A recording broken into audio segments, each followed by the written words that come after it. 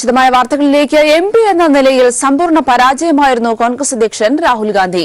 2004 മുതൽ രാഹുൽ എംപിയായ അമേഠി മണ്ഡലം അടിസ്ഥാന സൌകര്യ വികസനത്തിലും മാനവവിഭവശേഷി വികസനത്തിലും ഏറെ പിന്നിലാണ്. മണ്ഡലത്തിലേക്ക് തിരിഞ്ഞു നോക്കാത്ത എംപി എന്ന പേരുദോഷവുമാണ് രാഹുൽ വയനാട്ടിലേക്ക് വണ്ടി കയറുന്നത്. 1967 മുതൽ കോൺഗ്രസിന്റെ കുത്തക മണ്ഡലമായ അമേഠി യാതൊരു വികസനവും തൊട്ടു തീണ്ടാത്ത ഇന്ത്യയിലെ ചുരുക്കം ചില ലോക്സഭാ മണ്ഡലങ്ങളിൽ ഒന്നാണ്.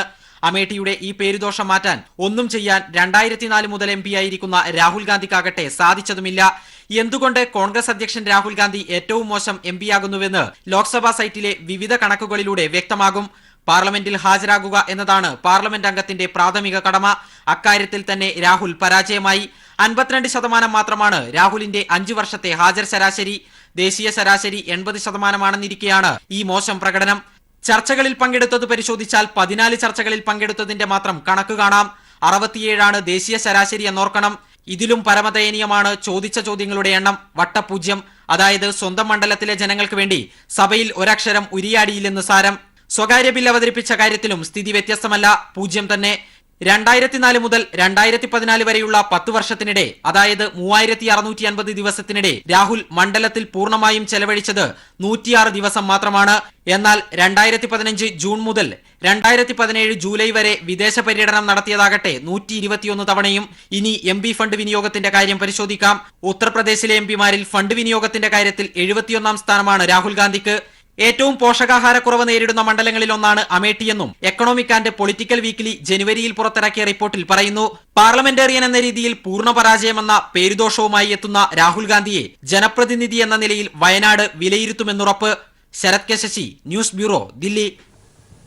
ലോക്സഭാ തെരഞ്ഞെടുപ്പ് ആവേശത്തിന്റെ നെറുകയിലെത്തുമ്പോൾ നാഷണൽ ഹെറാൾഡ് കേസ് കോടതിയുടെ പരിഗണനയിലെത്തുന്നത് കോൺഗ്രസിന് തിരിച്ചടിയാകും.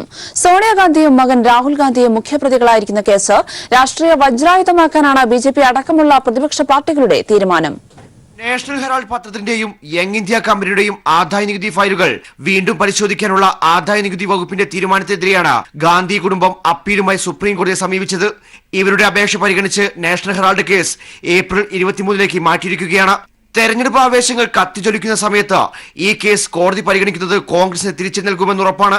സോണിയാഗാന്ധിക്കും മകൻ രാഹുൽ ഗാന്ധിക്കുമെതിരെ സുബ്രഹ്മണ്യസ്വാമി ദില്ലി ഹൈക്കോടതിയിൽ കൊടുത്തിരിക്കുന്ന ഒരു കേസാണ് നാഷണൽ ഹെറാൾഡ് കേസ്.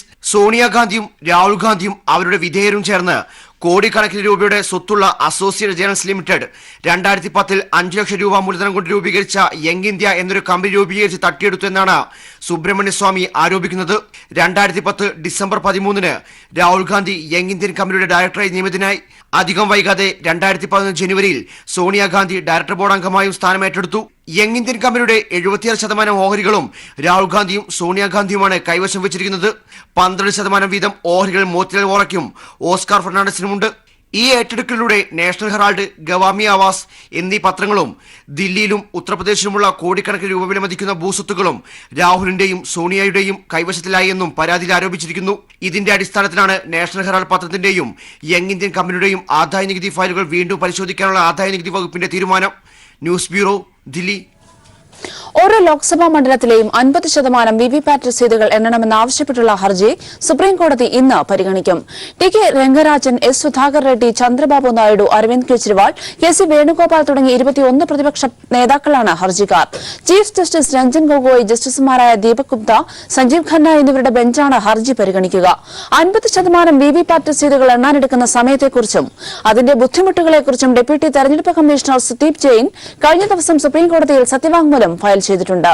തെരഞ്ഞെടുപ്പിലെ സുതാര്യത ഉറപ്പാക്കാൻ ഒരു അസംബ്ലി മണ്ഡലത്തിലെ ഒരു ബൂത്തിലെ വിവിപാറ്റ് എണ്ണുന്ന നിലവിലെ രീതിയാണ് പ്രായോഗികമെന്നാണ് കമ്മീഷന്റെ വാദം. തൊടുപുഴയിൽ 7 വയസ്സുകാരന് മർദ്ദനമേറ്റ സംഭവത്തിൽ അമ്മയ്ക്കെതിരെയും കേസെടുത്തേക്കും. മർദ്ദന വിവരം മറച്ചുവെച്ചതിനും മർദ്ദനത്തിന് കൂട്ടുനിന്നതിനുമെതിരെയാണ് നടപടി. അതേസമയം ഇളയകുട്ടിയെ അമ്മയ്ക്കൊപ്പം വിടുന്നതിൽ ആശങ്കയുണ്ടെന്ന് ശിശു സംരക്ഷണ സമിതി പ്രവർത്തകർ അറിയിച്ചു. 3 വയസ്സുകാരൻ നൽകിയ മൊഴിയിൽ അമ്മയുടെ സുഹൃത്ത് അരുൺ ആനന്ദ് നിരന്തരമായി 2 കുട്ടികളെയും മർദ്ദിക്കാറുള്ളതായി പറയുന്നു. സംഭവം നടന്ന ബുധനാഴ്ച ഇളയ കുഞ്ഞിനും മർദ്ദനമേറ്റിട്ടുണ്ട്. 2 കുട്ടികൾക്കും ഇത്രയേറെ മർദ്ദനമേറ്റിട്ടും പോലീസിനെയോ ചൈൽഡ് ലൈൻ അധികൃതരെയോ അറിയിക്കാത്തതാണ് അമ്മയ്ക്കെതിരായി കേസ് രജിസ്റ്റർ ചെയ്യാൻ കാരണമാകുന്നത്. മർദ്ദനത്തിൽ പങ്കുചേരൽ, കുറ്റകൃത്യം അറിഞ്ഞിട്ടും മറച്ചുവെക്കൽ എന്നിവയാണ് ഇവർക്കെതിരായ വകുപ്പുകൾ. പ്രതി കുട്ടികളെ ലൈംഗികമായി പീഡിപ്പിച്ചിട്ടുണ്ടെന്ന് പോലീസ് നേരത്തെ കണ്ടെത്തിയിരുന്നു. മദ്യത്തിനും മയക്കുമരുന്നിനും അടിമയായ അരുൺ കുട്ടികളെ സിഗരറ്റ് ഉപയോഗിച്ച് പൊള്ളിക്കുകയും അസഭ്യവർഷം നടത്തുകയും ചെയ്തിരുന്നതായും പോലീസ് പറഞ്ഞു. കുറച്ചുനാൾ മുൻപ് മങ്ങാട്ടുകവലയിലെ തട്ടുകടയിൽ ഭക്ഷണം കഴിക്കാനെത്തിയ ഇയാൾ കുട്ടികളെ അസഭ്യം പറയുകയും അടിക്കുകയും ചെയ്തത് നാട്ടുകാരാണ് തടഞ്ഞത്. 1.5 മാസം മുൻപ് തൊടുപുഴയിലെ ഷോപ്പിംഗ് കോംപ്ലക്സിന് മുന്നിൽ വെച്ചും മൂത്ത കുട്ടിയെ ഇയാൾ മർദ്ദിച്ചിട്ടുണ്ട്. ഈ സംഭവങ്ങളിലെ യുവതിയുടെ പങ്ക് തെളിഞ്ഞതോടെയാണ് യുവതിക്കെതിരെ കേസെടുക്കണമെന്ന ആവശ്യം ശക്തമായത്. കുറ്റകൃത്യം മറച്ചുവെച്ചത് കൂടാതെ കുട്ടികളുടെ കാര്യത്തിൽ ഉത്തരവാദിത്വം ഇല്ലാത്ത അമ്മയാണ് ഇവരെന്ന് ശിശു സംരക്ഷണ സമിതി റിപ്പോർട്ട് നൽകി. ഇളയ കുട്ടിയെ ഇവരെ ഏൽപ്പിക്കുന്നതിൽ ആശങ്കയുണ്ടെന്നും ശിശു സംരക്ഷണ സമിതി പ്രവർത്തകർ അറിയിച്ചു. News bureau, Kochi. സംസ്ഥാനത്ത് കനത്ത ചൂട് മൂലമുള്ള ജാഗ്രതാ നിർദ്ദേശം തുടരുന്നു.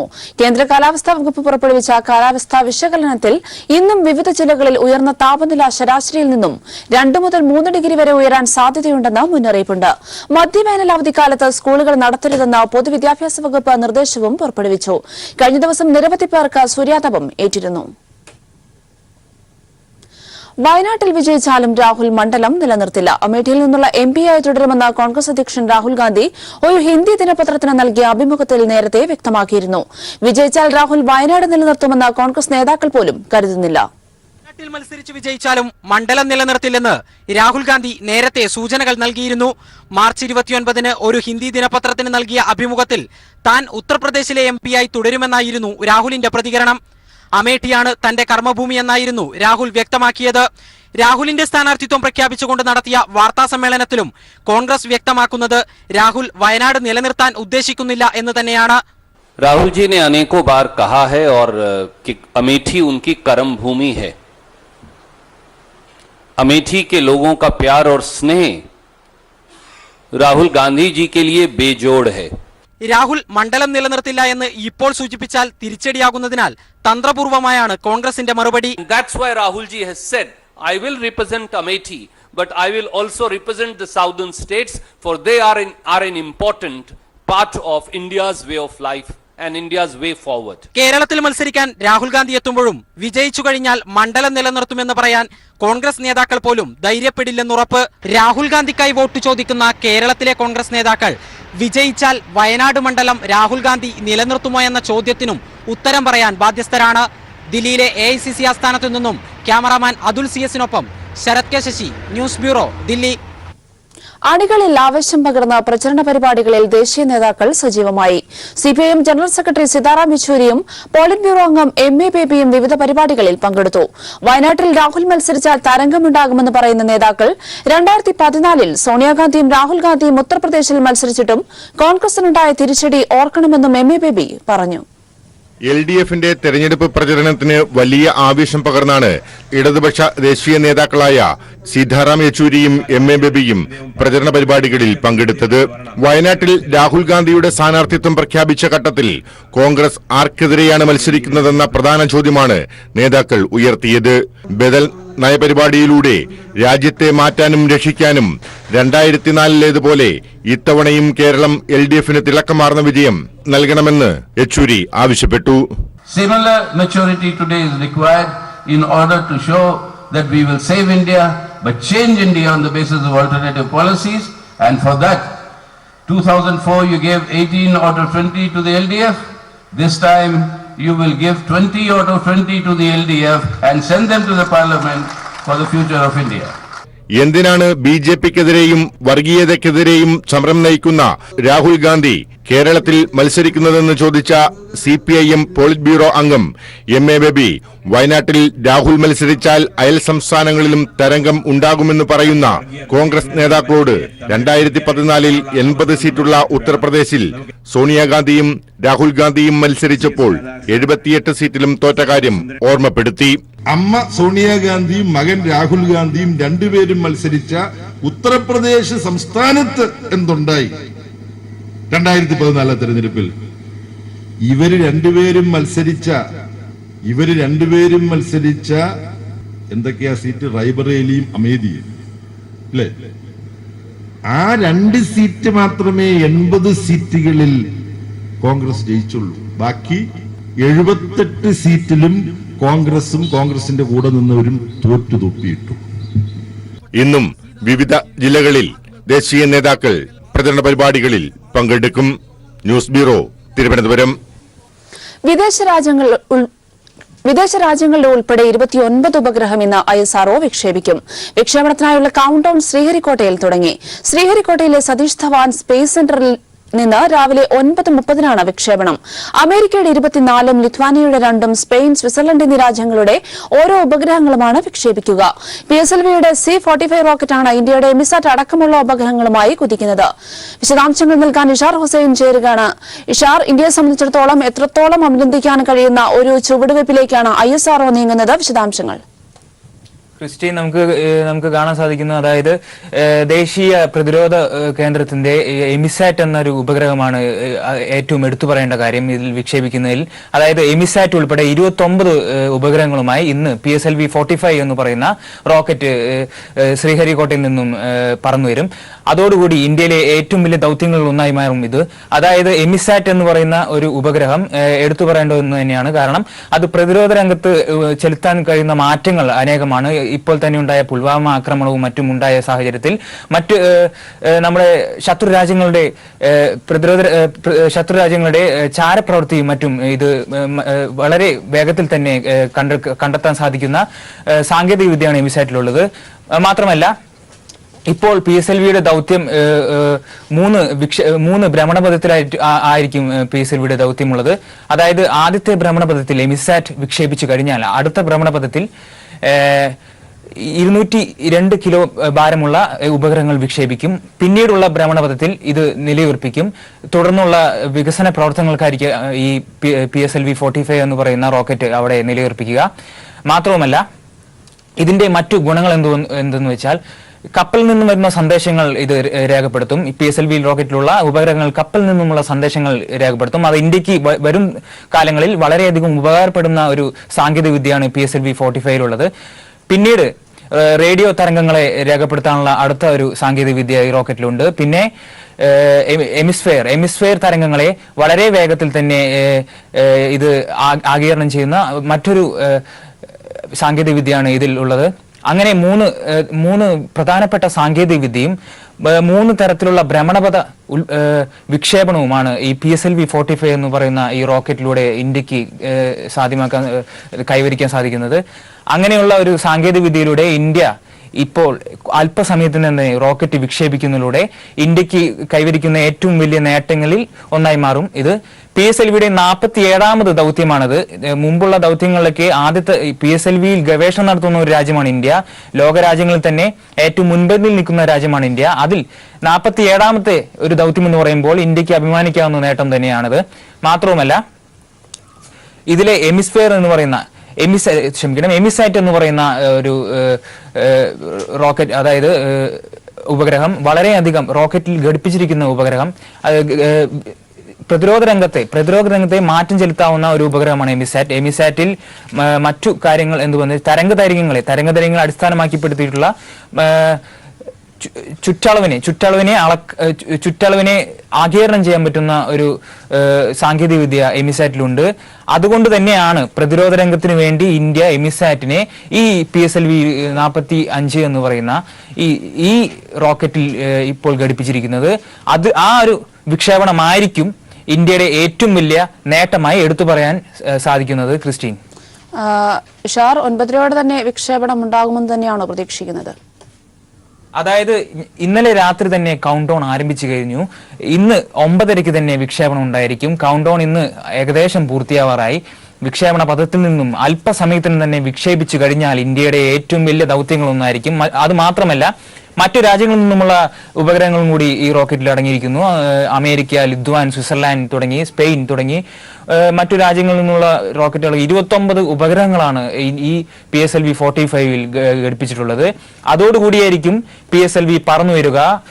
ഭ്രമണപഥത്തിലെത്തിക്കഴിഞ്ഞാൽ 3 ഭ്രമണപഥത്തിലും ഈ ഉപഗ്രഹങ്ങൾ വിക്ഷേപിച്ച് ഇന്ത്യയുടെ തന്നെ അഭിമാന യശസ് ഉയർത്തുന്ന ഏറ്റവും വലിയ റോക്കറ്റ് വിക്ഷേപണമായി PSLV-45 മാറുമെന്ന് നമുക്ക് ഉറപ്പിക്കാം. ക്രിസ്റ്റീൻ, വ്യക്തമാണ് ഷാർ. വിദേശ രാജ്യങ്ങളുടെ ഉൾപ്പെടെ 29 ഉപഗ്രഹം ഇന്ന് ISRO വിക്ഷേപിക്കും. വിക്ഷേപണത്തിനായുള്ള കൌണ്ട് ഡൗൺ ശ്രീഹരിക്കോട്ടയിൽ തുടങ്ങി. ശ്രീഹരിക്കോട്ടയിലെ സതീഷ് ധവാൻ സ്പേസ് സെന്ററിൽ നിന്ന് രാവിലെ 9:30 വിക്ഷേപണം ഉണ്ടാവുക. വിശദാംശങ്ങൾ നൽകിയത് ഇഷാർ ഹുസൈനാണ്. LDF സ്ഥാനാർത്ഥി VN വാസവന് ഏറ്റുമാനൂരിന്റെ പടിഞ്ഞാറൻ മേഖലയിൽ ഉജ്ജ്വല വരവേൽപ്പ്. സ്ഥാനാർത്ഥിയുടെ ജനപ്രിയത വിളിച്ചോതുന്നതായി മാറി ഓരോ സ്വീകരണ കേന്ദ്രങ്ങളും. LDF മൂന്നാംഘട്ട പ്രചരണത്തിന്റെ ആദ്യ ഭാഗം പൂർത്തീകരിക്കുമ്പോൾ UDF സ്ഥാനാർത്ഥി തോമസ് ചാഴിക്കാടൻ വൈക്കത്ത് നിന്ന് രണ്ടാംഘട്ട പ്രചരണവും തുടങ്ങി. ഏറ്റുമാനൂർ നിയോജക മണ്ഡലത്തിന്റെ പടിഞ്ഞാറൻ മേഖലയിൽ LDF സ്ഥാനാർത്ഥി VN വാസവനെ ഏറെ ആവേശത്തോടെയാണ് ജനങ്ങൾ വരവേറ്റത്. കുമരകം, തിരുവാർപ്പ്, ഐമനം, ആർപ്പൂക്കര, കൈപ്പുഴ തുടങ്ങി എല്ലായിടത്തും ആവേശകരമായിരുന്നു സ്വീകരണം.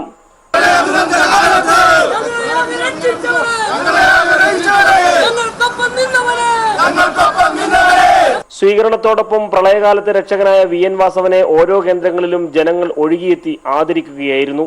സ്ഥാനാർത്ഥിയുടെ ജനപ്രിയത വിളിച്ചോതുന്നതായി മാറി ഓരോ സ്വീകരണ കേന്ദ്രങ്ങളും. നാടൻ പഴക്കുലകളും കരിക്കിൻ കുലകളും ഒക്കെ നൽകിയാണ് നാട്ടുകാർ സ്ഥാനാർത്ഥിയെ എതിരേറ്റത്.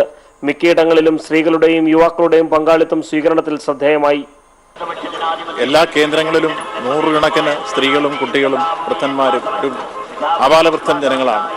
പറഞ്ഞത് പ്രളയക്കെടുതിക്കാലത്ത് ഏറ്റവും കൂടുതൽ അവരുടെ ജീവൻ തിരിച്ചു കിട്ടാൻ അവസരമുണ്ടാക്കിയ ഏറ്റവും വലിയ ജീവകാരുണ്യ പ്രവർത്തനം എന്നതാണ് അവർ വിശേഷിപ്പിച്ചത്. അതുകൊണ്ട് തന്നെ ഗ്രാമമാകെ ഒന്നിച്ചു സ്വീകരിക്കുന്ന ഒരു പ്രതീതി കുമരകത്തുണ്ടായി. വാദ്യമേളങ്ങളുടെ അകമ്പടിയോടെ നാടിന് ഉത്സവഛായ പകർന്ന നാട്ടിടവഴികളിലെ സ്നേഹസാഗരം ഏറ്റുവാങ്ങി ആവേശകരമായിരുന്നു പര്യടനം. അതേസമയം UDF സ്ഥാനാർത്ഥി തോമസ് ചാഴികാടൻ വൈക്കത്ത് നിന്ന് രണ്ടാംഘട്ട പ്രചാരണം തുടങ്ങി.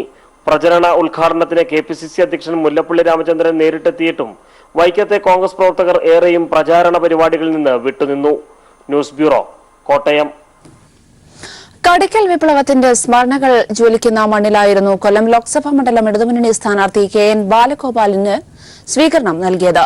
വലതുമുന്നണി സ്ഥാനാർത്ഥി NK പ്രേമചന്ദ്രൻ പുനലൂരിലും BJP സ്ഥാനാർത്ഥി KV സാബു ചാത്തന്നൂരിൽ ക്രൈസ്തവ ദേവാലയങ്ങളും സന്ദർശിച്ചു. ചടയമംഗലം നിയമസഭാ മണ്ഡലത്തിലെ കടക്കൽ പഞ്ചായത്തിലാണ് ഇടതു സ്ഥാനാർത്ഥി KN ബാലഗോപാൽ വോട്ടഭ്യർത്ഥിച്ച് പര്യടനം നടത്തിയത്. കശുവണ്ടി കർഷക തൊഴിലാളികൾ തിങ്ങിപ്പാർക്കുന്ന ഗ്രാമങ്ങളിൽ വോട്ടർമാർ ഹൃദയപൂർവ്വം സ്ഥാനാർത്ഥിയെ സ്വീകരിച്ചു. രാഹുൽ ഗാന്ധി വയനാട്ടിൽ മത്സരിക്കുന്നത് കോൺഗ്രസിന്റെ ദുർബലതയാണ് പ്രകടമാക്കുന്നതെന്ന് KN ബാലഗോപാൽ പറഞ്ഞു. പക്ഷേ നേരത്തെ ഉള്ളതുപോലെ പല സ്റ്റേറ്റുകളിലല്ല, കർണാടകത്തിൽ പോലും മത്സരിച്ചാൽ സുരക്ഷിതത്വം ഉണ്ടോ എന്നുള്ള സംശയം കൊണ്ട് സുരക്ഷിതത്വം ആണെന്ന് വെച്ച് മത്സരിക്കുന്നതായിരിക്കും. എന്തായാലും കോൺഗ്രസിനെ സംബന്ധിച്ച് തീരുമാനം അത്ര മെച്ചമാണെന്ന് എനിക്ക് തോന്നുന്നില്ല. വലതുപക്ഷ സ്ഥാനാർത്ഥി NK പ്രേമചന്ദ്രൻ പുനലൂരിൽ വോട്ടഭ്യർത്ഥിച്ച് പര്യടനം നടത്തി. BJP സ്ഥാനാർത്ഥി KV സാബു ചാത്തന്നൂരിൽ ക്രൈസ്തവ ദേവാലയങ്ങൾ സന്ദർശിച്ച് വോട്ടഭ്യർത്ഥിച്ചു. മതനേതാക്കളെയും അദ്ദേഹം സന്ദർശിച്ചു. ന്യൂസ് ബ്യൂറോ, കൊല്ലം. വടകര ലോക്സഭാ മണ്ഡലം LDF സ്ഥാനാർത്ഥി P ജയരാജന്റെ രണ്ടാംഘട്ട പൊതുപര്യടനത്തിന് ആവേശകരമായ തുടക്കം. കുറ്റ്യാടിയിൽ നിരവധി പേരാണ് സ്ഥാനാർത്ഥിയെ സ്വീകരിക്കാൻ എത്തിയത്. രണ്ടാംഘട്ട പൊതുപര്യടനത്തിന് ആവേശോജ്ജലമായ സ്വീകരണമാണ് വടകര ലോക്സഭാ മണ്ഡലം LDF സ്ഥാനാർത്ഥി P ജയരാജന് ലഭിച്ചത്. കുറ്റ്യാടി കേന്ദ്രീകരിച്ചുകൊണ്ടായിരുന്നു പ്രചാരണം നടന്നത്. സ്വീകരണ കേന്ദ്രങ്ങളിൽ ആയിരങ്ങളാണ് സ്ഥാനാർത്ഥിക്ക് അഭിവാദ്യം അർപ്പിക്കാൻ എത്തിയത്. രാവിലെ 8 മണിയോടെ വേളത്ത് വെച്ചായിരുന്നു രണ്ടാംഘട്ട പര്യടനത്തിന്റെ ഉദ്ഘാടനം. തിങ്ങി നിറഞ്ഞ ആൾക്കൂട്ടമാണ് റോഡിന്റെ ഇരുവശങ്ങളിലുമായി സ്ഥാനാർത്ഥിയെ എതിരേറ്റത്. സ്ത്രീകളുടെ പങ്കാളിത്തം എടുത്തു പറയേണ്ടതാണ്. ഇതുപോലെ തന്നെ യുവതി യുവാക്കൾ യൂത്ത് ബ്രിഗേഡ് രൂപീകരിച്ചുകൊണ്ട് LDFന് വേണ്ടി പ്രവർത്തിക്കുന്നതോടൊപ്പം ജനസേവനത്തിൻ്റെയും ജീവകാരുണ്യത്തിൻ്റെയും മേഖലയിൽ കൂടി ഇടപെടുന്നു എന്നതാണ് ഈ തെരഞ്ഞെടുപ്പ് പ്രവർത്തനങ്ങളുടെ ഒരു സവിശേഷത. എൻ്റെ ജന്മദേശമായിട്ടുള്ള പാട്യത്ത് 100 യുവതി യുവാക്കളാണ് രക്തം ദാനം ചെയ്തത്. അതുപോലെ തന്നെ ശുചീകരണ പ്രവർത്തനങ്ങളിൽ ഏർപ്പെട്ടു പലയിടത്തും. ഇങ്ങനെ തെരഞ്ഞെടുപ്പ് പ്രവർത്തനത്തിനൊപ്പം ജനസേവനവും അത് യുവതി യുവാക്കൾ ഏറ്റെടുത്തിരിക്കുകയാണ്. തിരുവള്ളൂർ, വില്യാപ്പള്ളി, മേമുണ്ട തുടങ്ങിയ പ്രദേശങ്ങളിലും LDF സ്ഥാനാർത്ഥി P ജയരാജൻ ഇന്ന് പര്യടനം നടത്തി. കനത്ത വെയിലിനെയും അവഗണിച്ച് നിരവധി പേരാണ് സ്വീകരണ കേന്ദ്രങ്ങളിൽ എത്തിയത്.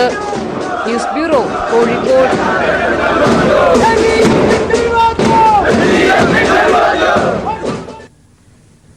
പൊന്നാനിയിൽ ആവേശത്തിരയിളക്കി ഇടത് വലതു മുന്നണികളുടെ പ്രചരണം.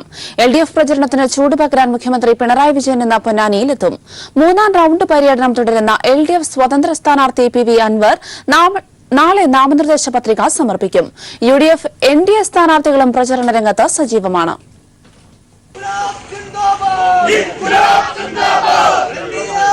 പൊന്നാനിയിൽ മാറ്റത്തിനായി വോട്ട് തേടുന്ന LDF പ്രചരണ രംഗത്ത് ഏറെ മുന്നിലാണ്. സ്വതന്ത്ര സ്ഥാനാർത്ഥിയായി മത്സരിക്കുന്ന PV അൻവർ മൂന്നാം വട്ട മണ്ഡല പര്യടനം തുടരുന്നു. നാളെ നാമനിർദ്ദേശ പത്രിക സമർപ്പിക്കും. ഹൃദ്യമായ സ്വീകരണമാണ് മണ്ഡലത്തിലുടനീളം അൻവറിന് ലഭിക്കുന്നത്. 100% ജനങ്ങൾ ആഗ്രഹിക്കുന്നതിന്റെ ആവശ്യമുള്ള അടിസ്ഥാനപരമായ ചർച്ച വികസനം തന്നെയാണ്. പിന്നെ ഇവിടെ ഇവർ നടത്തിക്കൊണ്ടിരിക്കുന്ന ലീഗ് നടത്തിക്കൊണ്ടിരിക്കുന്ന വർഗീയതയും, ഈ രണ്ട് കാര്യമാണ് ഈ UDF സ്ഥാനാർത്ഥി ET മുഹമ്മദ് ബഷീർ 2ാം റൗണ്ട് പ്രചരണത്തിലാണ്. ഞായറാഴ്ച തിരൂരങ്ങാടി അസംബ്ലി മണ്ഡലത്തിൽ പര്യടനം നടത്തി. വൈകിട്ട് റോഡ് ഷോയും നടന്നു. അത് വളരെ നന്നായിട്ട് പ്രതികരിക്കുന്നുണ്ട്. സ്ത്രീകൾ, യുവാക്കൾ, അതായത് ഇവിടെ ഈ ന്യൂ ജനറേഷൻ ഒക്കെ ഇത്ര മേൽ ആവേശത്തിൽ വന്നൊരു സമയം ഉണ്ടായിട്ടില്ല. അവർ പരമ്പരാഗത വോട്ട് ചെയ്യുന്നവരല്ല, അവർ പുതിയ വോട്ടേഴ്സാണ്. പക്ഷെ അവരും വളരെ ഉഷാറുള്ളതാണ്. അതുകൊണ്ട് ഞങ്ങൾക്ക് നല്ല സംതൃപ്തിയുണ്ട്. അസലായിട്ട് പോകുന്നുണ്ട് കാര്യങ്ങൾ. പൊന്നാനിയിലെ NDA സ്ഥാനാർത്ഥി VT രമ മണ്ഡലത്തിൽ 2ാം ഘട്ട പ്രചരണം തുടരുകയാണ്. വോട്ടെടുപ്പിന് 22 ദിവസം ശേഷിക്കെ പൊന്നാനിയിൽ അട്ടിമറി വിജയം നേടാൻ LDFും മണ്ഡലം നിലനിർത്താൻ UDFും തീവ്ര പ്രചരണത്തിലാണ്. പരമാവധി വോട്ടുകൾ സമാഹരിക്കുക എന്ന ലക്ഷ്യത്തോടെയാണ് NDA പ്രചരണം. പൊന്നാനിയിൽ നിന്നും ക്യാമറാമാൻ ഇക്ബാൽ വട്ടക്കുളത്തിനൊപ്പം AK ലതീഷ്. സംസ്ഥാനത്ത് കനത്ത ചൂട് മൂലമുള്ള ജാഗ്രതാ നിർദ്ദേശം തുടരുന്നു. കേന്ദ്ര കാലാവസ്ഥാ വകുപ്പ് പുറപ്പെടുവിച്ച കാലാവസ്ഥാ വിശകലനത്തിൽ ഇന്നും വിവിധ ജില്ലകളിൽ ഉയർന്ന താപനില ശരാശരിയിൽ നിന്നും 2 മുതൽ 3 ഡിഗ്രി വരെ ഉയരാൻ സാധ്യതയുണ്ടെന്ന് മുന്നറിയിപ്പുണ്ട്. മധ്യവേനൽ അവധിക്കാലത്ത് സ്കൂളുകൾ നടത്തരുതെന്ന് പൊതുവിദ്യാഭ്യാസ വകുപ്പ് നിർദ്ദേശവും പുറപ്പെടുവിച്ചു. കഴിഞ്ഞ ദിവസവും നിരവധി പേർക്ക് സൂര്യാതപമേറ്റിരുന്നു.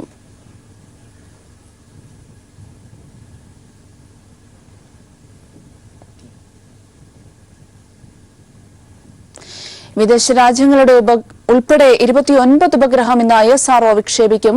വിക്ഷേപണത്തിനായുള്ള കൌണ്ട് ഡൌൺ ശ്രീഹരിക്കോട്ടയിൽ തുടങ്ങിയിരിക്കുകയാണ്. തത്സമയ ദൃശ്യങ്ങൾ കാണാം. जो कि करीब लगभग 3 सेकंड के आसपास उनको प्रज्वलित किया जाएगा. अब इसको आप ध्यान से देखेंगे. इस समय हम 9 सेकंड, 8 सेकंड, 7, 6, 5, 4, 3, ये देखिए प्रज्वलित हो गया RCT रॉकेट. इसके बाद में ये चारों स्टेप ऑन प्रज्वलित है. और ये विहंगम दृश्य, इस समय जो रॉकेट है इन 4 स्टेप ऑन और मुख्य रॉकेट को लेकर आकाश की ओर अग्रसर हो रहा है, अपने गंतव्य की ओर बढ़ रहा है. Perfect normal lift off. All the 4 strap-ons and the core blazing the PSLV towards the sky. The gravity of Earth successfully negotiated by PSLV. Can you hear the roar? इस समय आपको वहां से निकलने वाली आवाज का अनुभव हो रहा होगा. और हमारे पैरामीटर्स जो कि हमारे स्क्रीन पे हमको दिखाई दिए जा रहे हैं, वो फ्लाइट पैरामीटर्स सारे के सारे एकदम नॉर्मल चल रहे हैं. 45 seconds into the launch, the strap-ons are going to burn out. The strap-on burnout will be announced shortly to you. ये strap-on का पृथक्करण करीब 1 मिनट 9.9 सेकंड पर होगा. इस समय हम करीब 1 मिनट पर पहुंच रहे हैं. अब आप अगर ध्यान से देखेंगे तो कुछ क्षण के बाद में ये 2 स्ट्रैप-ऑन आपको अलग होते हुए दिखेंगे. ये दृश्य चूंकि आज का आसमान एकदम क्लियर है, आप अपनी आंखों से भी देख सकते हैं. The 4 strap-ons are separated. Now the PSLV core S139 is burning. This S139 has a specific impulse of 270 seconds. It burns for 105 seconds in total and has a peak thrust of 4,800 kilonewton. We are now very close to the PS1 burnout. 1 minute 48.8 second पर ये जो प्रथम चरण है दूसरे चरण से अलग हो जाएगा. उसका दृश्य भी सामने आएगा और हम लोग इस समय सिर्फ 2 सेकंड दूर हैं उस इवेंट से. और ये भी अनाउंसमेंट हुआ कि इसका पहला चरण मुख्य रॉकेट से अलग हो गया. The PS1 has separated and the first stage of the vehicle has done its job. The second stage, which is a liquid engine based stage, has been ignited. The second stage of the PSLV is called PS2 and it employs our Vikas engine with 42 tons of liquid propellants loading. It has a steady state thrust of 800 kilonewtons and burns for about 150 seconds. PS2 is 12.8 meters in length and now in few seconds you will have the atmosphere being crossed. We are already at an altitude of 114 kilometers. Heat shield separation will happen now. इस समय हमारे आरओडी ने announce किया है कि हमारा ऊष्मा कवच मुख्य रॉकेट से अलग हो गया है क्योंकि हमारा जो रॉकेट है वो वायुमंडल के घर्षण को पार कर चुका है. अब ये द्वितीय चरण का रॉकेट जैसा कि आपको बताया था अभी 153 सेकंड तक ये प्रज्वलित होगा और ये 4 मिनट 21.3 सेकंड पर ये अलग होगा रॉकेट से। उस समय तक ये इसी वेलोसिटी को बढ़ा के लगभग 4 किलोमीटर तक पहुंचा देगा। Now we are at an altitude of 155 kilometers. The flight time is 188 seconds.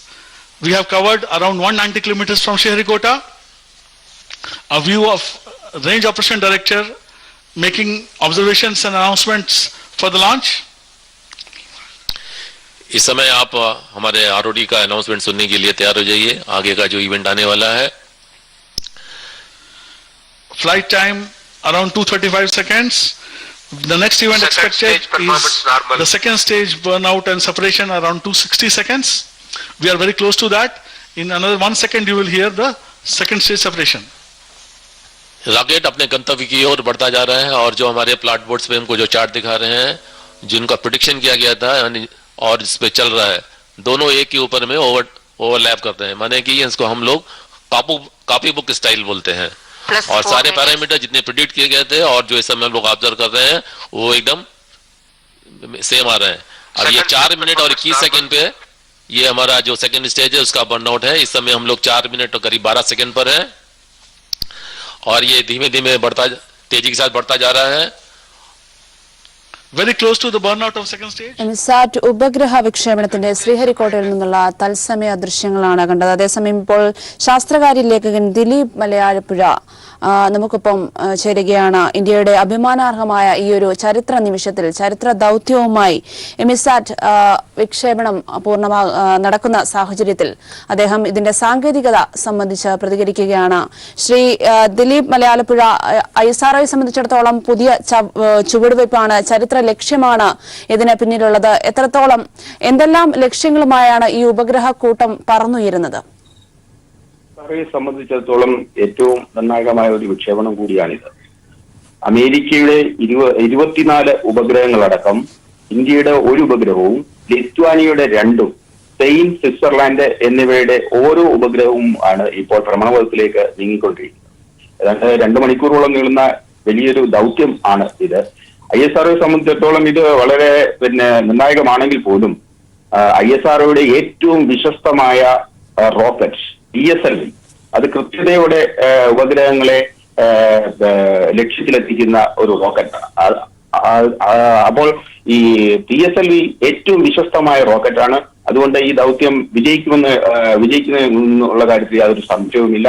പക്ഷേ ഈ ദൗത്യത്തിലുള്ള ഒരു പ്രത്യേകത എന്ന് പറയുന്നത് 29 ഉപഗ്രഹങ്ങളെ ഒന്നിനു പിറകെ മറ്റൊന്നായിട്ട് ബഹിരാകാശത്ത് നിക്ഷേപിക്കുക എന്നുള്ളത് ഏറ്റവും രസകരവും അതുപോലെ തന്നെ സങ്കീർണമായ സാങ്കേതിക വിദ്യയാണ്. ഈ സാങ്കേതിക വിദ്യ വർഷങ്ങൾക്ക് മുമ്പ് തന്നെ ISRO സ്വായത്തമാക്കിയതുമാണ്. ഏകദേശം 100 ഉപഗ്രഹങ്ങൾ വരെ ഒറ്റയടിക്ക് വിക്ഷേപിച്ച് ചരിത്രം സൃഷ്ടിച്ച ചരിത്രം കൂടി ഈ ISROയ്ക്കുണ്ട്. അതുകൊണ്ട് തന്നെ ISROയെ സംബന്ധിച്ചിടത്തോളം ഇത് ഒരു പുത്തരി അല്ല എന്ന് തന്നെ നമുക്ക് പച്ച മലയാളത്തിൽ പറയാം.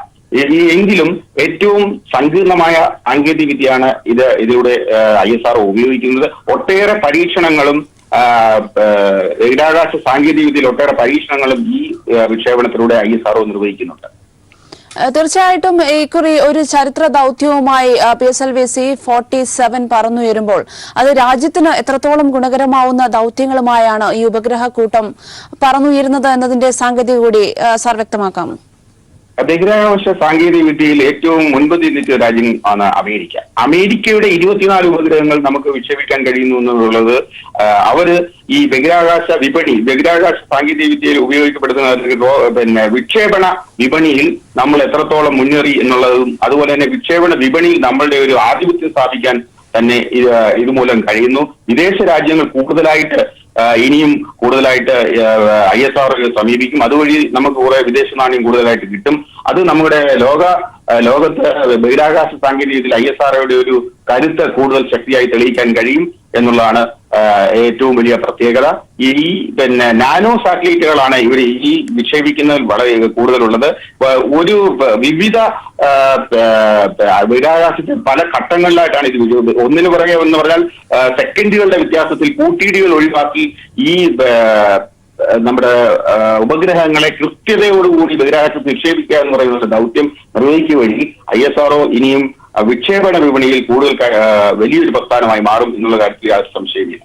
വളരെ നന്ദി ശ്രീ ദിലീപ് മലയാലപ്പുഴ ഈ ഒരു വിഷയത്തിൽ പ്രതികരിച്ചതിന്. ഇപ്പോൾ ഇഷാർ ഹുസൈൻ, നമ്മുടെ പ്രതിനിധി ഇഷാർ ഹുസൈൻ കൂടി ചേരുകയാണ്. ഇഷാർ, തീർച്ചയായും ചരിത്ര ദൗത്യവുമായാണ് ഇന്ത്യ ഉള്ളത്. PSLV C-47 വിക്ഷേപിച്ചിരിക്കുകയാണ്. തീർച്ചയായിട്ടും ഉപഗ്രഹ കൂട്ടം എമിസാറ്റ് ഉൾപ്പെടുന്ന 28 ഉപഗ്രഹവുമായി ഉള്ള ഈ വിക്ഷേപണം വിജയകരമായി മുന്നേറുമ്പോൾ എന്തെല്ലാം കാര്യങ്ങൾക്കുള്ള ഉത്തരം അല്ലെങ്കിൽ എന്തെല്ലാം മാറ്റങ്ങളാണ് ശാസ്ത്രജ്ഞരുടെ ഒരു ലോകം പ്രതീക്ഷിക്കുന്നത്? എന്തെല്ലാം ഗുണകരമായ മാറ്റങ്ങൾ രാജ്യത്തിന് ഉണ്ടാകും? ഇന്ത്യക്ക് അഭിമാനിക്കാവുന്ന നേട്ടമാണ് ഇപ്പോൾ കൈവരിച്ചിട്ടുള്ളത്. അഭിമാനിക്കാവുന്ന നിമിഷമാണ് നമ്മളിപ്പോൾ കണ്ടത്. അതായത് ഈ ദേശീയ പ്രതിരോധ ഗവേഷണ വികസന കേന്ദ്രത്തിന്റെ എമിസാറ്റ് ഉൾപ്പെടെ 28 ഉപഗ്രഹങ്ങളുമായി ഇന്ത്യയുടെ PSLV C-45 എന്ന് പറയുന്ന റോക്കറ്റ് ഇപ്പോൾ പറന്നു വരുന്നിരിക്കുകയാണ്. അതോടുകൂടി ഇന്ത്യയുടെ അടുത്ത ഒരു ചരിത്രത്തിലെ നാഴികക്കല്ലായി മാറിയിരിക്കുകയാണ് ഈ നേട്ടം. അതായത് ഇതിൽ എടുത്തു പറയാവുന്ന കാര്യം, ഇതിന്റെ സാങ്കേതികത എടുത്തു പറയുന്നതിൽ 3 കാര്യങ്ങളാണ് ഇതിൽ ഉൾപ്പെടുത്തിയിരിക്കുന്നത്. അതായത് ഈ റോക്കറ്റ് ഇനി ആകാശം വിട്ട് ബഹിരാകാശത്ത് എത്തിക്കഴിഞ്ഞാൽ 3 ഭ്രമണപഥത്തിൽ 3 തരത്തിൽ ഉപഗ്രഹങ്ങളെ വിക്ഷേപിക്കും. അതായത് ആദ്യത്തെ ഭ്രമണപഥത്തിൽ എമിസാറ്റ് വിക്ഷേപിക്കും. എമിസാറ്റിനെ കുറിച്ച് പറയുകയാണെങ്കിൽ എമിസാറ്റ് ആണ് ഇതിൽ എടുത്തു പറയാവുന്ന ഏറ്റവും വലിയ നേട്ടം. അതായത് PSLV ഇന്ത്യ ഗവേഷണം നടത്തുന്ന ഒരു റോക്കറ്റ് മേഖലയാണ് PSLV എന്ന് പറയുന്നത്. അതിൽ അടുത്ത നേട്ടം എന്ന് പറയുന്നത് എമിസാറ്റ് ആണ്. എമിസാറ്റ് വിക്ഷേപിക്കുന്നതോടുകൂടി ഇന്ത്യയുടെ പ്രതിരോധ രംഗത്ത് ഇന്ത്യ കൈവരിക്കുന്ന നേട്ടം ഒട്ടനവധിയാണ്. അതായത് പ്രതിരോധ രംഗത്ത് ചാരപ്രവൃത്തി നടത്തുന്ന മറ്റു രാജ്യങ്ങൾ, ഇന്ത്യയുടെ ശത്രുരാജ്യങ്ങളെ ചാരപ്രവൃത്തി നടത്തുന്ന വിവരങ്ങളെല്ലാം എമിസാറ്റ് അത് കൈവരിക്കും. എമിസാറ്റ് ആ വിവരങ്ങൾ നമുക്ക് എത്തിച്ചു തരും. എമിസാറ്റിലൂടെ ഇത്തരത്തിലുള്ള പ്രവർത്തനങ്ങളും മറ്റും ഇന്ത്യക്ക് സൂക്ഷ്മതയോടെ നിരീക്ഷിക്കാനാകും. അടുത്ത ഒരു ഘട്ടം എന്ന് പറയുന്നത് അടുത്ത ഭ്രമണപഥമാണ്. അതായത് 502 കിലോമീറ്റർ ദൂരമുള്ള അടുത്ത ഭ്രമണപഥത്തിൽ എത്തിക്കഴിഞ്ഞാൽ മറ്റു ഉപഗ്രഹങ്ങളെ അവിടെ വിക്ഷേപിക്കും. അതിൽ 220 കിലോഗ്രാം ഭാരമുള്ള ഉപഗ്രഹങ്ങളായിരിക്കും അതിൽ വിക്ഷേപിക്കുക. അടുത്ത ഭ്രമണപഥത്തിൽ ഈ PSLV മറ്റു ഉപഗ്രഹങ്ങളുമായി അവിടെ നിലയുറപ്പിക്കും. അത് മറ്റുള്ള ഗവേഷണങ്ങൾക്കും മറ്റു വികസന പ്രവർത്തനങ്ങളുമായിരിക്കും അവിടെ നിലയുറപ്പിക്കുന്നത്. എമിസാറ്റിന്റെ ഒരു ഘട്ടം കഴിഞ്ഞു കഴിഞ്ഞാൽ, എമിസാറ്റിന്റെ ഒരു നേട്ടം ഒഴിവാക്കി കഴിഞ്ഞാൽ മറ്റുള്ള നേട്ടങ്ങൾ എന്തൊക്കെയാണെന്ന് എടുത്തു പറയാവുന്നതാണ്. ഇന്ത്യക്ക് എടുത്തു പറയാവുന്ന നേട്ടങ്ങളാണ് PSLV C-45 ഇന്ത്യ കൈവരിക്കുന്നത്. അതായത് കപ്പൽ മാർഗത്തു നിന്നുള്ള വിവരങ്ങൾ, യുദ്ധക്കപ്പലുകൾ, മറ്റു കപ്പൽ മാർഗത്തു നിന്നുള്ള വിവരങ്ങൾ PSLV രേഖപ്പെടുത്തും. പിന്നെ റേഡിയോ ടെക്നോളജിയാണ്. റേഡിയോ ടെക്നോളജിയിൽ നിന്നും റേഡിയോ തരംഗങ്ങൾ, റേഡിയോളജി എന്നിവയുമായി ബന്ധപ്പെട്ട റേഡിയോ ടെക്നോളജിയുമായി ബന്ധപ്പെട്ടുള്ള വിവരങ്ങൾ PSLV-യിൽ ഉപഗ്രഹങ്ങൾ രേഖപ്പെടുത്തും. അടുത്തൊരു ഘട്ടം എന്ന് പറയുന്നത് എടുത്തു പറയാവുന്ന ഒരു കാര്യം തന്നെയാണ്. അതായത് ആകാശത്തെ എമിസ്ഫിയർ തരംഗങ്ങളെ ഇത് സൂക്ഷ്മതയോടെ വീക്ഷിക്കുകയും അതിന്റെ വിവരങ്ങൾ നമുക്ക് നൽകുകയും ചെയ്യും. ഇതിൽ വേറെ എടുത്തു പറയാവുന്ന മറ്റൊരു കാര്യം എന്ന് പറയുന്നത് മറ്റു രാജ്യങ്ങളിൽ നിന്നുമുള്ള ഉപഗ്രഹങ്ങൾ കൂടി ഇതിൽ ഘടിപ്പിച്ചിട്ടുണ്ട്. PSLV-45 എന്ന് പറയുന്ന റോക്കറ്റിൽ മറ്റു രാജ്യങ്ങളിൽ നിന്നുമുള്ള ഉപഗ്രഹങ്ങൾ കൂടി ഘടിപ്പിച്ചിട്ടുണ്ട്. അതായത് അമേരിക്ക, ലിത്വാന, സ്പെയിൻ, സ്വിറ്റ്സർലാൻഡ് എന്ന് പറയുന്ന 4 രാജ്യങ്ങളിൽ നിന്നുമുള്ള ഉപഗ്രഹങ്ങളും കൂടി ഈ PSLV-45 ഘടിപ്പിച്ചിട്ടുണ്ട്. വ്യക്തമാണ് ഇഷാർ. ചരിത്ര ദൗത്യവുമായി ഇന്ത്യ PSLV C-45 വിജയകരമായി വിക്ഷേപിച്ചു. വിശദാംശങ്ങൾ നൽകിയത് ഇഷാർ ഹുസൈനാണ്. മറ്റു വാർത്തകൾ നോക്കാം ഒരിടവേളയ്ക്ക് ശേഷം. വോട്ടർമാരെ ആകർഷിക്കാൻ ഓരോ മുന്നണികളും വ്യത്യസ്തമായ പ്രചരണ തന്ത്രങ്ങളാണ് ആവിഷ്കരിക്കുന്നത്. എറണാകുളത്ത് ഇടതുപക്ഷ സ്ഥാനാർത്ഥി P. രാജീവിന്റെ പടുകൂറ്റൻ കട്ടൌട്ടർ സ്ഥാപിച്ചാണ് തൃക്കാക്കരയിലെ ഒരു കൂട്ടം ചെറുപ്പക്കാർ തങ്ങളുടെ സ്ഥാനാർത്ഥിക്ക് പിന്തുണ പ്രഖ്യാപിച്ചത്. P. രാജീവിന്റെ പടുകൂറ്റൻ കട്ടൌട്ടർ ഉയർത്തിക്കൊണ്ടാണ് തൃക്കാക്കരയിലെ ഒരു കൂട്ടം യുവാക്കൾ അദ്ദേഹത്തിന് പിന്തുണ പ്രഖ്യാപിക്കുന്നത്. തെരഞ്ഞെടുപ്പ് രംഗം ചൂടുപിടിക്കുമ്പോൾ വ്യത്യസ്തതയാർന്ന പ്രചരണ തന്ത്രങ്ങളാണ് മുന്നണികൾ പുറത്തിറക്കുന്നത്. എറണാകുളത്തെ ഇടതുപക്ഷ സ്ഥാനാർത്ഥി P. രാജീവിന്റെ പടുകൂറ്റൻ കട്ടൌട്ടർ സ്ഥാപിച്ചാണ് തൃക്കാക്കരയിലെ ഒരു കൂട്ടം യുവാക്കൾ തങ്ങളുടെ സ്ഥാനാർത്ഥിക്ക് പിന്തുണ നൽകിയത്. P. രാജീവിന്റെ 35 അടി ഉയരമുള്ള കട്ടൌട്ടറാണ് കാക്കനാട് സെന്റർ സ്ക്വയറിൽ ഉയർത്തിയത്. രാഷ്ട്രീയത്തിനുമപ്പുറം യുവാക്കളുടെ കൂട്ടായ്മയാണ് ഈ കട്ടൌട്ടർ നിർമ്മാണത്തിന് പിന്നിലെന്ന് അവർ പറയുന്നു. എല്ലാവരും കൂടി ചേർന്നിട്ട് ഞങ്ങളോട് പറഞ്ഞു, ഞങ്ങൾക്ക് ഇങ്ങനെ ഒരു സംഭവം എന്തെങ്കിലും ഒരു പ്രചാരണം ചെയ്യണം, രാജീവിനെ വിജയിപ്പിക്കാനായിട്ട് നമുക്ക് എല്ലാവർക്കും മുന്നിട്ട് ഇറങ്ങണം, രാഷ്ട്രീയം നോക്കിയിട്ട് നിൽക്കണ്ട, നമുക്ക് എല്ലാവരും കൂടി ഇറങ്ങാം. അപ്പോൾ ഞങ്ങൾ പറഞ്ഞു എന്നാൽ എല്ലാവർക്കും കൂടി ഇറങ്ങാം. ഞങ്ങൾ രാഷ്ട്രീയമാണ് മാറ്റിവെച്ചു, യുവജന കൂട്ടായ്മയാക്കി രംഗത്തേക്ക് ഇറങ്ങുകയാണ് ഉണ്ടായത്. വോട്ടെടുപ്പിന് ദിവസങ്ങൾ എണ്ണപ്പെട്ടതോടെ തങ്ങളുടെ സ്ഥാനാർത്ഥികളെ ജനഹൃദയങ്ങളിലെത്താൻ പ്രചരണത്തിൽ വ്യത്യസ്തത തരികയാണ് മുന്നണികൾ.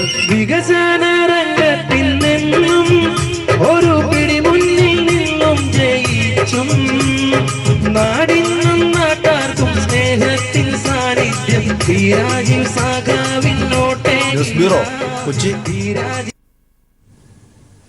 വയനാട് സീറ്റിൽ എന്ത് തീരുമാനമെടുത്താലും അംഗീകരിക്കുമെന്ന് തുഷാർ വെള്ളാപ്പള്ളി. മണ്ഡലം ബിജെപിക്ക് വെച്ചുമാറാനും തയ്യാറാണ്. വയനാട് സീറ്റിൽ ആര് മത്സരിക്കുമെന്ന് അമിത്ഷാ തീരുമാനിക്കുമെന്നും തുഷാർ വെള്ളാപ്പള്ളി പറഞ്ഞു. അദ്ദേഹം അമിത്ഭായിയോട് സംസാരിച്ച ശേഷം മാത്രമേ എനിക്കൊരു ഫൈനൽ ഡിസിഷൻ എന്നത് പറയാൻ പറ്റൂ. അദ്ദേഹം തീരുമാനം എടുക്കും. മാറുമെന്നുള്ള സിറ്റുവേഷൻ ആയില്ലല്ലോ, മാറി കഴിഞ്ഞിട്ടല്ലേ എനിക്ക് വിട്ടുകൊടുക്കുമെന്ന് പറയാൻ പറ്റുള്ളൂ. അവിടെ ഇങ്ങനെ സിറ്റുവേഷൻ വന്നു നിൽക്കുന്നു. അവിടെ ഇപ്പൊ ഈ സിറ്റുവേഷൻ വന്നു നിൽക്കുന്നു. ഇപ്പൊ അമിത്ഭായ് പറയുകയാണ് ഒരു ബിജെപിയുടെ ഏറ്റവും സീനിയർ ലീഡർ അവിടെ മത്സരിക്കണം എന്ന് പറഞ്ഞാൽ ആ സീറ്റ് വിട്ടുകൊണ്ട് വന്നാൽ വിട്ടുകൊടുക്കും.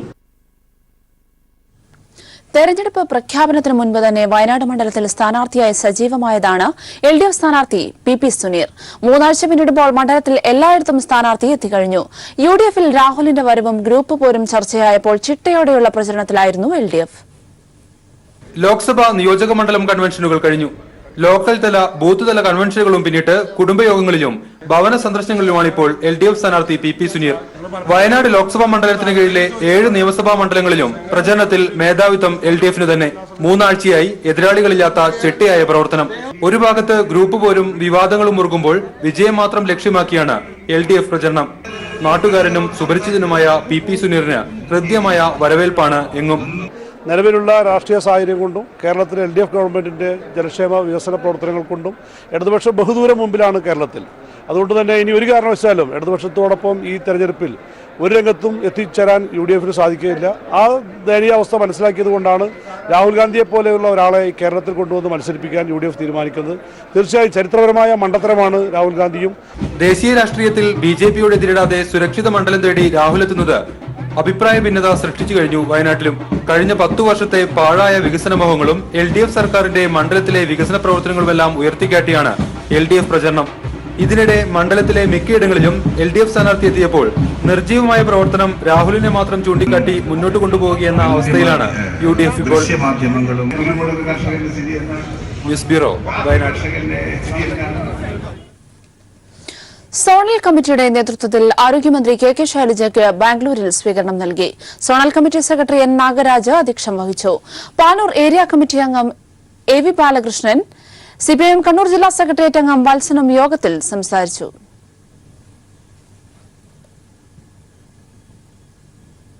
കൊല്ലം ഓയൂരിൽ യുവതിയെ പട്ടിണിക്കിട്ട് കൊലപ്പെടുത്തിയ കേസിൽ കൂടുതൽ ആളുകളെ പ്രതി ചേർത്തേക്കും. ദുർമന്ത്രവാദവും കൊലപാതകത്തിന് കാരണമായോ എന്ന് പോലീസ് പരിശോധിക്കുന്നുണ്ട്. കൊല്ലപ്പെട്ട തുഷാരയുടെ മക്കളെ ചൈൽഡ് ലൈൻ ഏറ്റെടുത്തു. ഭർത്താവ് ചന്ദലാലും ഭർത്തൃമാതാവ് ഗീതാലാലും ക്രൂരമായി മർദ്ദിച്ചും ഭക്ഷണം നൽകാതെയുമായിരുന്നു തുഷാരയുടെ മരണം. കഴിഞ്ഞ 21-നായിരുന്നു തുഷാര മരിച്ചത്. മൃതദേഹത്തിന് വെറും 20 കിലോ മാത്രമായിരുന്നു തൂക്കം.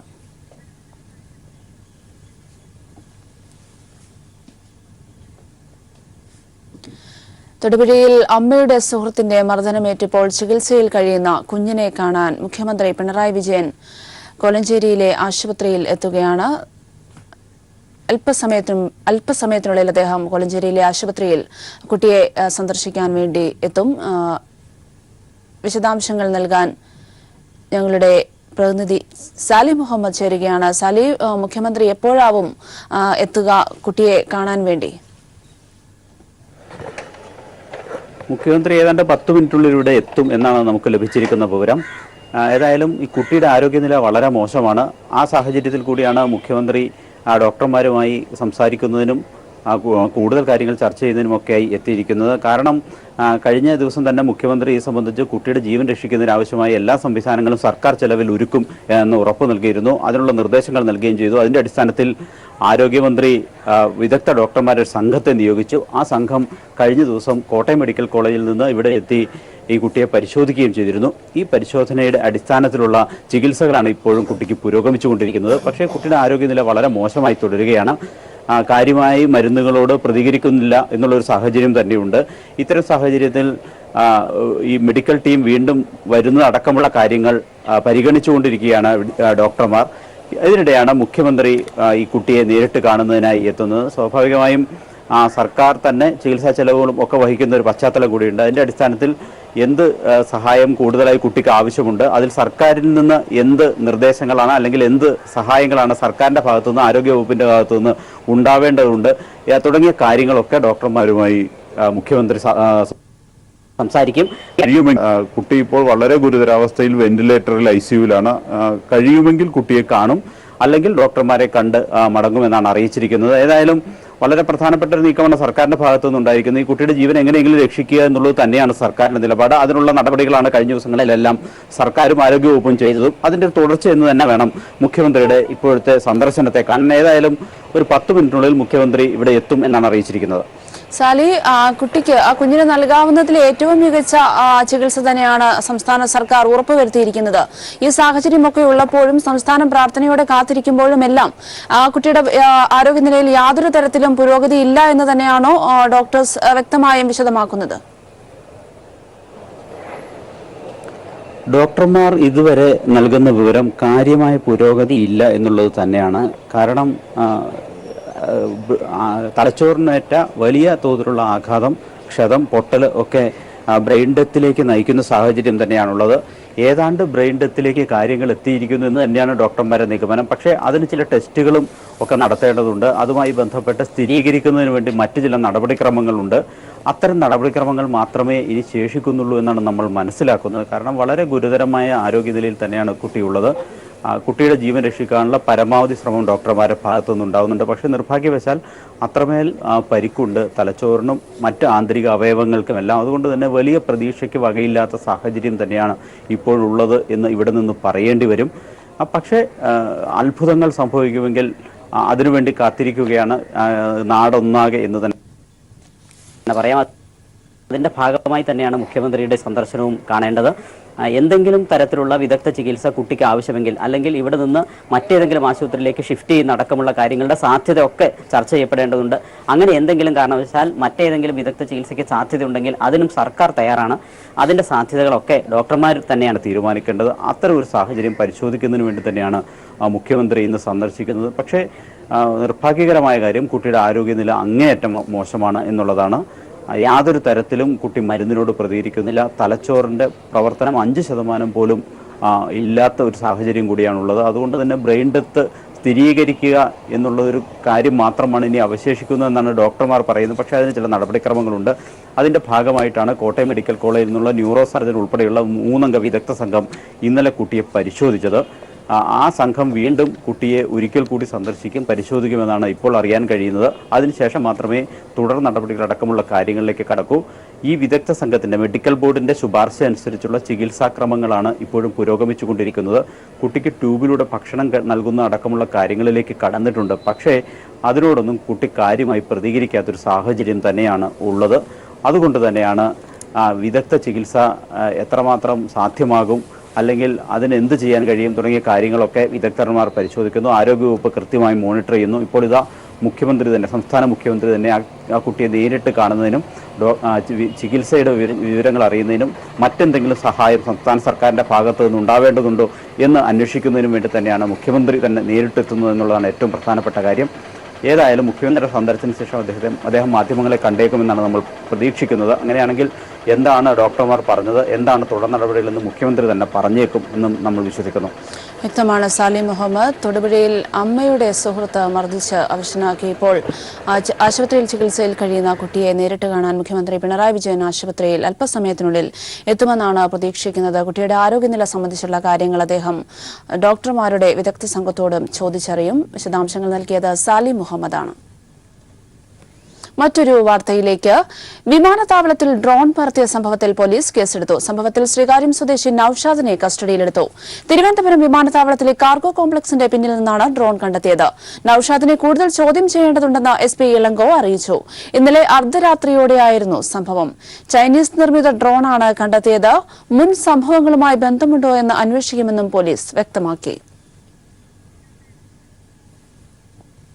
തൊടുപുഴയിൽ അമ്മയുടെ സുഹൃത്ത് മർദ്ദിച്ച് ഇപ്പോൾ ചികിത്സയിൽ കഴിയുന്ന കുട്ടിയെ കാണാൻ മുഖ്യമന്ത്രി പിണറായി വിജയൻ കോലഞ്ചേരിയിലെ ആശുപത്രിയിൽ എത്തുകയാണ്.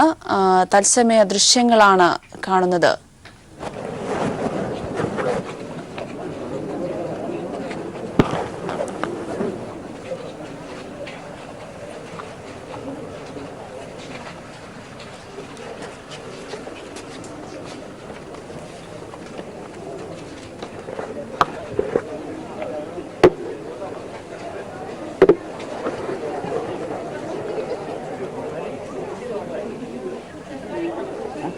എല്ലാവരും അകത്തേക്ക് പോയോ? ആരും പോയില്ല. അതീവ ഗുരുതരാവസ്ഥയിൽ ആശുപത്രിയിൽ എത്തിച്ച കുട്ടിക്ക് ഏറ്റവും മികച്ച ചികിത്സ സംസ്ഥാന സർക്കാർ ഉറപ്പാക്കിയിരുന്നു. എല്ലാവിധ ചികിത്സയുടെ ചെലവുകളും സംസ്ഥാന സർക്കാർ ഏറ്റെടുത്തിരുന്നു. ഇപ്പോൾ കുട്ടിയുടെ ആരോഗ്യനില സംബന്ധിച്ചുള്ള പുരോഗതി, ഏതെങ്കിലും തരത്തിലുള്ള പുരോഗതി ഉണ്ടോ എന്നുള്ളതടക്കമുള്ള കാര്യങ്ങൾ ചികിത്സിക്കുന്ന ഡോക്ടർമാരുടെ സംഘത്തോട് ചോദിച്ചറിയുന്നതിനും ഇനിയും ഏതെങ്കിലും തരത്തിലുള്ള സഹായം വേണമെങ്കിൽ അത് ഉറപ്പാക്കുന്നതിനും വേണ്ടിയാണ് മുഖ്യമന്ത്രി പിണറായി വിജയന്റെ ഇപ്പോഴത്തെ സന്ദർശനം.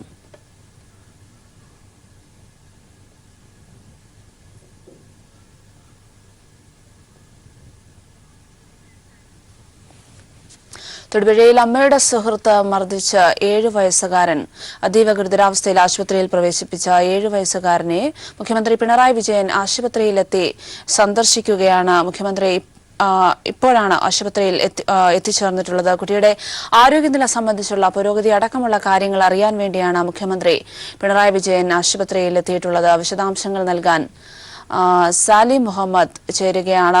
സംസ്ഥാന സർക്കാർ ഈ വിഷയത്തിൽ 7 വയസ്സുകാരന് മർദ്ദനമേറ്റ സാഹചര്യത്തിൽ കുട്ടിയുടെ ജീവൻ നിലനിർത്തുന്നതിന് വേണ്ടി ഏതെങ്കിലും തരത്തിൽ കുട്ടിയുടെ അതീവ ഗുരുതരാവസ്ഥയിൽ ആശുപത്രിയിൽ പ്രവേശിപ്പിച്ച കുട്ടിയുടെ ജീവൻ നിലനിർത്തുന്നതിന് വേണ്ടി ഏറ്റവും മികച്ച ചികിത്സാ സൗകര്യങ്ങൾ തന്നെയാണ് ഉറപ്പാക്കിയിട്ടുള്ളത്.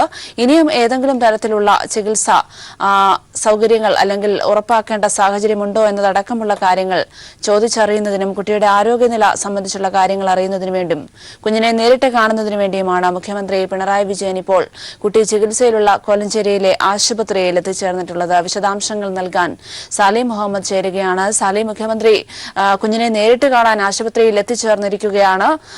എന്തെല്ലാം കാര്യങ്ങളാവും ആരോഗ്യനിലയിൽ പ്രത്യേകിച്ച് പുരോഗതിയില്ലാത്ത സാഹചര്യത്തിലാണ് മുഖ്യമന്ത്രി കൂടുതൽ ചികിത്സാ സൗകര്യങ്ങൾ ഉറപ്പാക്കാൻ മറ്റ് അനവധി കാര്യങ്ങൾ ഉറപ്പാക്കാൻ വേണ്ടി മുഖ്യമന്ത്രി ആശുപത്രിയിൽ എത്തിച്ചേരുന്ന സാഹചര്യം, വിശദാംശങ്ങൾ?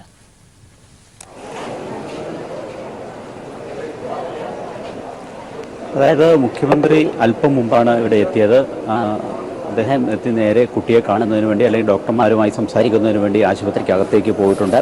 ഏതായാലും കുട്ടിയെ കണ്ടതിന് ശേഷം അദ്ദേഹം മാധ്യമങ്ങളോട് സംസാരിക്കുമെന്നാണ് നമ്മൾ പ്രതീക്ഷിക്കുന്നത്. പ്രധാനമായും അദ്ദേഹത്തിൻ്റെ സന്ദർശന ലക്ഷ്യം എന്ന് പറയുന്നത് കുട്ടിയുടെ ആരോഗ്യനില വളരെ മോശമാണ്, ഇനി ഏതെങ്കിലും തരത്തിലുള്ള വിദഗ്ധ ചികിത്സയ്ക്ക് സാധ്യതയുണ്ടോ എന്നുള്ളതാണ് പ്രധാനമായും സർക്കാരും ആരോഗ്യ വകുപ്പും ഒക്കെ പരിശോധിക്കുന്നത്. കുട്ടിയുടെ ജീവൻ രക്ഷിക്കുക എന്നുള്ളതാണ് പ്രഥമമായ പരിഗണന, ഏറ്റവും പ്രധാനപ്പെട്ട പരിഗണന അതിന് തന്നെയാണ് എന്നാണ് സർക്കാർ വിശദീകരിക്കുന്നത്. അതിന് എത്ര പണം ചെലവാക്കിയിട്ടാണെങ്കിലും സംസ്ഥാന സർക്കാർ അതിനൊരു തുടർ ചികിത്സയ്ക്ക് ആവശ്യമായ സഹായങ്ങളും സൗകര്യങ്ങളും ചെയ്തു നൽകും എന്ന് വ്യക്തമാക്കിയിട്ടുമുണ്ട്.